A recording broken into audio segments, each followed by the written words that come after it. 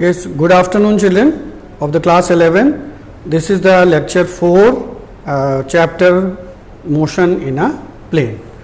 Firstly, we are taking the two numerical problems of the NCERT based on the unit vectors. इसमें बच्चों को बहुत confusion हो जाता है I, J, K क्या है and how to calculate it. So that is why I have taken these two questions from the NCERT.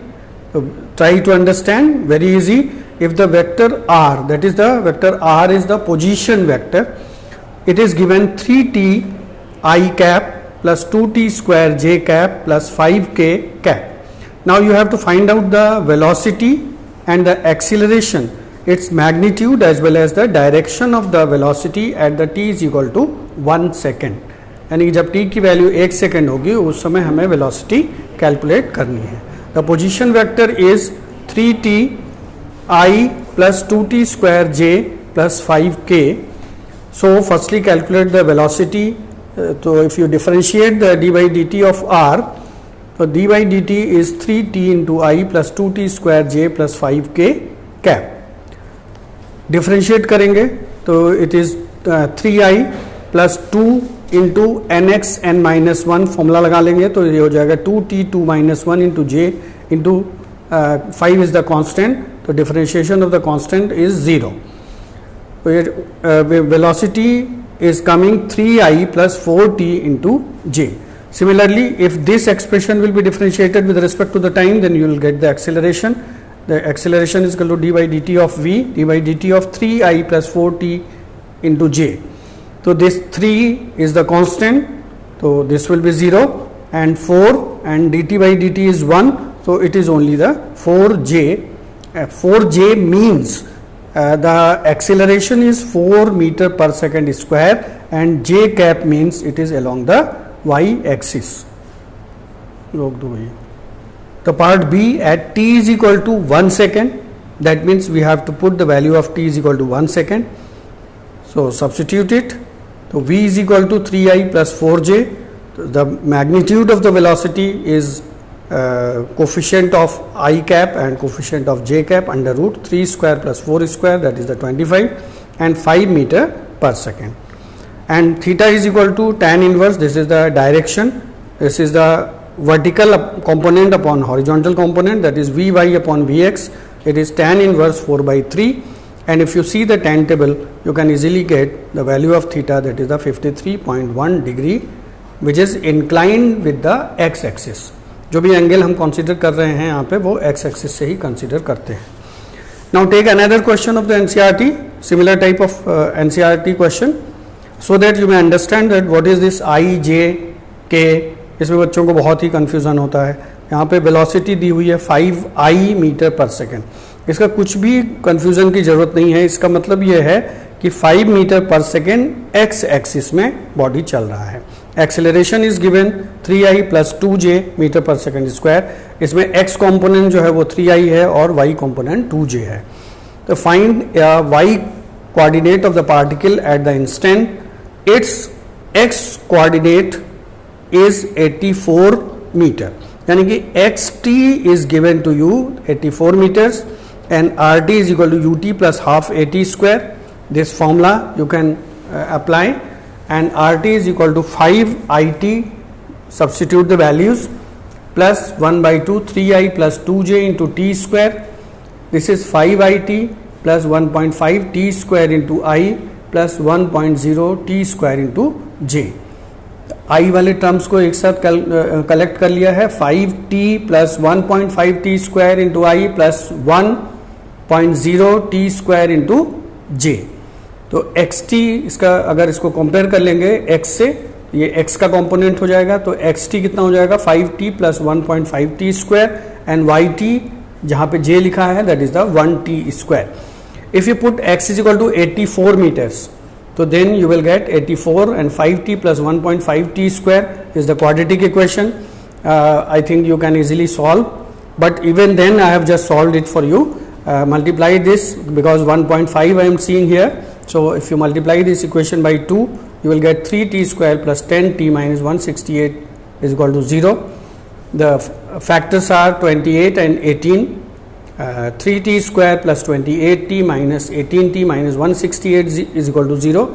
तो ये इसको आगे सॉल्व करेंगे। 3t is equal to t minus 6 plus 28t minus 6 is equal to 0। तो इससे दो values आएंगी, एक पॉजिटिव आ रही है t is equal to 6 seconds और दूसरी वैल्यू आ रही है t is equal to minus 9.3 seconds.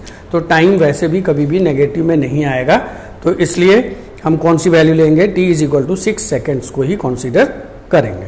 तो for t is equal to 6 seconds y is equal to t square, तो y कंपोनेंट क्या हो जाएगा 6 6 जा 36 मीटर्स, और velocity dr by d t, इसको d by d t of 5t plus 1.5t square into i plus 1t square into j, इसको differentiate कर लीजिए।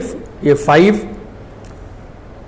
5 into d t by d t is equal to 1 plus 1.5 nx n minus 1 formula commonly use हो रहा है generally, d by d x of x to the power n, इसका formula है nx n minus 1। तो ये यहाँ पे हो जाएगा, यहाँ पे 2t 2 माइनस 1, इसीलिए मैंने क्लियरली लिख दिया है, हालांकि ये लिखने की ज़रूरत नहीं है, लेकिन फिर भी मैंने ये आपको फिर से याद दिलाने के लिए लिख दिया है कि nx n माइनस 1 फॉर्मूला यहाँ पे लगा हुआ है, i plus 2t 2 minus 1 into j. तो ये 5 plus 3t into i plus 2t into j, when we put t is equal to 6 seconds, तो v is equal to 5 plus 3 into 6, ये कितना 23 इंटू आई प्लस 12 जे आ जाएगा। And इसका जो magnitude होगा that is the coefficient of i cap and coefficient of j cap, that is the under root 23 square plus 12 square. इसको solve कर लीजिएगा, इसको मैंने सॉल्व नहीं किया है, ये आ जाएगा आपका 25.9 मीटर पर सेकेंड, और approximately we can say it is the 26 metres पर second. Now children, very important topic we are just going to discuss, that is the projectile motion. If any object is thrown upward, but it should be slightly different from the vertical position, the object moves under the action of gravity alone and this is called the projectile motion. अगर किसी भी body को अगर slide बिल्कुल vertically फेंक देंगे तो वो स्ट्रेट लाइन में जाएगी और स्ट्रेट लाइन में वापस आ जाएगी।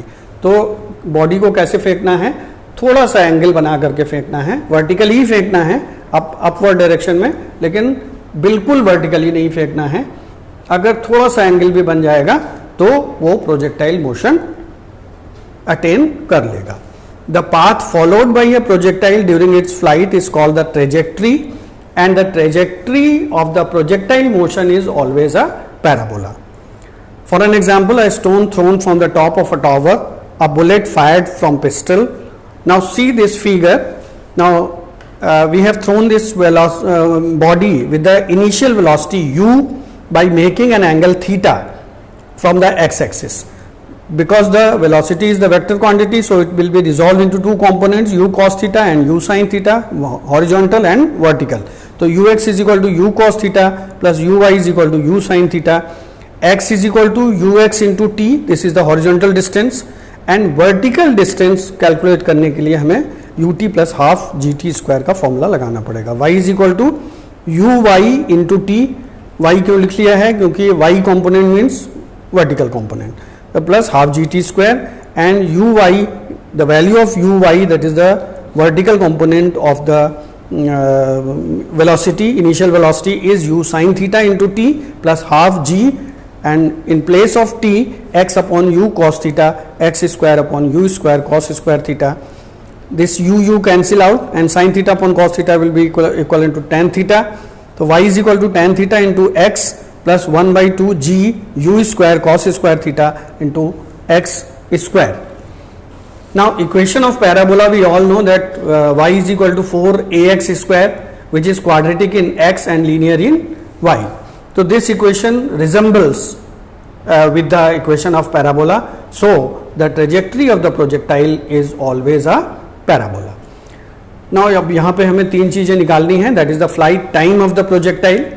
तो simple formula vy is equal to uy minus gt, vy component A point पे जाकर के आप देख रहे हैं जीरो हो जाएगा, हाफ पाथ हमने लिया है, और it is u y minus g t, तो ये जीरो हो गया, and u y is u sine theta minus g t, g t is equal to u sine theta and t is equal to u sine theta upon g. ये half journey का अगर time t है तो इस पूरी journey का time हो जाएगा 2t, तो हो जाएगा, तो capital T is the flight time of the projectile, that is the 2u sin theta upon g। Flight time of the projectile का मतलब है कि बॉडी कितनी देर फेंकने के बाद कितनी देर एयर में रही। नाउ इसमें एक और फॉर्मूला आपका यूटिलाइज होता है एनसीईआरटी प्रॉब्लम्स को सॉल्व करने के लिए, h is equal to u t minus half g t square. अगर इसको ले लें तो इस सिंपली आ जाएगा h is equal to minus half g t square and capital T is equal to under root 2h upon g. तो जहाँ पे जैसी रिक्वायरमेंट होगी, जो भी वैल्यूज दी हुई होंगी, उसके अकॉर्डिंग हम फॉर्मूला यूज़ कर लेंगे। अगर साइन थीटा की वैल्यू नहीं दी है, यू की वैल्यू नहीं दी है, केवल h की वैल्यू दी हुई है, तो हम इस फॉर्मूले का इस्तेमाल करेंगे, और थीटा और u और g दिया हुआ है तो हम इस फॉर्मूले का इस्तेमाल कर लेंगे। Now height of the projectile, यानी कि फेंकने के बाद वो मैक्सिमम कितनी हाइट अटेन कर सकता है, इसके लिए भी very simple formula, v square is equal to u square minus 2gh। तो वी वाई की वैल्यू 0 होगी, हाफ जर्नी के लिए ले रहे हैं हम O से लेकर के A तक, तो u y is equal to u sine theta, उसको होल स्क्वायर माइनस 2gh, तो ये आ जाएगा 2gh is equal to u square sine square theta upon 2g। This is the value of the height of the projectile. अब maximum height कितना तक जाएगा वो साइन थीटा की वैल्यू पे डिपेंड करेगा।